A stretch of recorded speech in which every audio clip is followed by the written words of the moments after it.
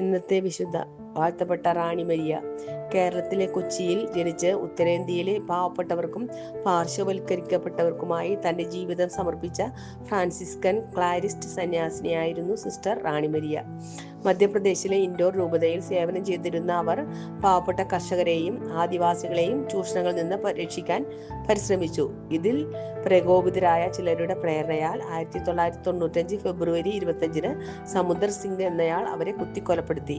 54 തവണ കുത്തേറ്റിട്ടും ഈശോ ഈശോ എന്ന് വിളിച്ചുകൊണ്ടാണ് അവർ മരണം വരിച്ചത്.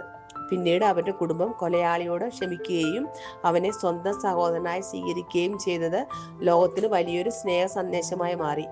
പ്രാർത്ഥന. വാഴ്ത്തപ്പെട്ട റാണി മരിയെ സഹനത്തിൻ്റെയും ക്ഷമയുടെയും അപൂർവ മാതൃകയായ ധീര രക്തസാക്ഷിയെ ഞങ്ങൾക്കായി പ്രാർത്ഥിക്കണമേ. എളിയവരിലും ദരിദ്രരിലും ക്രിസ്തുവിൻ്റെ മുഖം കാണുവാനും ഞങ്ങളെ ദ്രോഹിക്കുന്നവരോട് ഹൃദയപൂർവ്വം ക്ഷമിക്കുവാനുമുള്ള വലിയ മനസ്സ് ഞങ്ങൾക്ക് നൽകണമേ. പീഡനകളിലും പ്രതിസന്ധികളിലും പതറാതെ വിശ്വാസത്തിൽ ഉറച്ചു നിൽക്കുവാനും സ്നേഹത്തിൻ്റെ സുവിശേഷം മറ്റുള്ളവരിലേക്ക് എത്തിക്കുവാനും ഞങ്ങളെ സഹായിക്കണം. இறைவனின் புனிதர்களே, எங்களுக்காக வேண்டிக் கொள்ளுங்கள்.